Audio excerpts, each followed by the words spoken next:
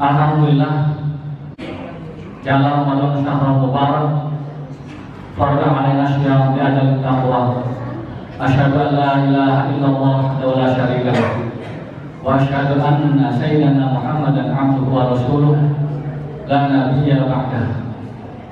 Allahumma shalli wa sallim ala sayyidina Muhammad nabiyil mujtaba wa ala alihi wa sahbihi ahli taqwa wal wafa. Amma ba'du. Qala Allah Ta'ala fil Qur'anil Karim, a'udzu billahi minasyaitonir rajim. Lailatul Qadri khairun min alfi syahr. Subhanallahul azim. Hadirin yang dimuliakan oleh Allah Subhanahu wa taala. Mari kita senantiasa memanjatkan puji dan syukur kepada Allah Subhanahu wa taala atas karunia nikmat yang Allah berikan pada kita yang begitu banyak dan tak terhingga. Sebagai contoh, nikmat lidah kita bisa merasakan manis, asin, pahit, dan asam. Kalau kita uraikan, kalau kita bayangkan dengan nikmat lidah ini adalah bagian nikmat yang luar biasa dan tak terhingga. Kalau lidah kita ini tidak mempunyai rasa seperti manis, asin, pahit, asam, niscaya tubuh kita ini akan mengalami gangguan. Bisa jadi kelebihan asin, kelebihan manis, dan sebagainya. Mungkin bagian rangkaian kita bisa beribadah di tempat majelis ini, yaitu majelis sholat Isya, sholat tarawih dan witir. Ini adalah sebagian dari karunia nikmat Allah berikan pada kita, yaitu berupa lidah kita yang masih bisa mempunyai rasa. Dan sudah sepantasnya kita ini atau wajib kita ini mensyukuri atas karunia nikmat yang Allah berikan pada kita, yaitu dengan melaksanakan segala perintahnya, menjauhi segala larangannya. Hadirin yang dimuliakan oleh Allah Subhanahu wa taala. Bulan puasa tidak terasa lagi sudah di ujung atau sebentar lagi berlalu. Kalau kita perhatikan sejarah para sahabat, bulan puasa mau berlalu itu pada sedih. Bukan sedih, tidak ada untuk lebaran.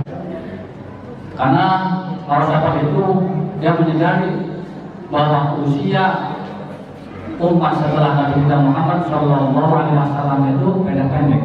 Jadi kalau untuk mengejar pahala yang jumlahnya banyak atau usianya ratusan tahun ini tidak mungkin kalau kita misalkan hanya mengadakan ibadah biasa-biasa saja. Tentu ibadah yang kita lakukan bagaimana caranya agar bisa menyamai atau melebihi dari umat-umat terdahulu yang mempunyai panjang-panjang. Para sahabat itu selalu berpikir, makanya di bulan puasa ini mereka itu pada bersedih dan mereka itu senantiasa pada 10 terakhir berusaha untuk mencari keutamaan, yaitu keutamaan Lailatul Qadar, malam kemuliaan yang lebih baik dari 1000 bulan. Dalam Al-Kisah Nabi kita Muhammad SAW pada 10 terakhir itu mengencangkan ikat pinggang. Maksudnya apa ikat pinggang ini? Ikat pinggang itu kan berarti mengencangkan perut. Perut ini identik dengan hawa nafsu atau duniawi. Fokus 10 terakhir ini untuk beribadah kepada Allah Subhanahu wa taala sampai mengajak istri-istrinya dan tidak menggaulinya. Ini Nabi kita Muhammad SAW. Oleh karena itu mari kita dimaksimalkan, ada waktu beberapa hari lebih, beberapa jam lagi. Mari kita berikhtikaf mencari keutamaan. Sebagaimana tadi dalam pembukaan surat Al-Qadar, a'udzubillahi minasyaitonir rajim. Inna anzalnahu fi lailatul qadar. Sesungguhnya kami menurunkan Al-Quran pada malam kemuliaan. Wa ma adraka ma Lailatul Qadar. Dan apakah kamu tahu apa itu malam kemuliaan? Lailatul Qadri khairun min alfi syahr. Malam kemuliaan itu adalah lebih baik dari 1000 bulan.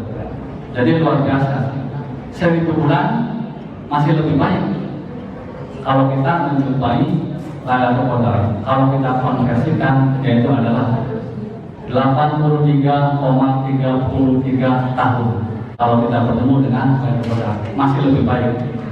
Kalau kita setiap tahun menjumpai Lailatul Qadar, insya Allah bisa menyamai pahalanya orang-orang terdahulu. Oleh karena itu, mari kita berlomba-lomba, mari kita mencari keutamaan di bulan suci Ramadan ini, terutama menyongsong Lailatul Qadar. Ayat selanjutnya, tanazzalul malaikatu war-ruhu fiha bi'izni rabbihim min kulli amr. Turun para malaikat dan ruh atau izinnya untuk mengatur urusannya masing-masing. Salamun hiya hatta matla'il fajr. Sejahtera pada malam itu hingga terbit fajar.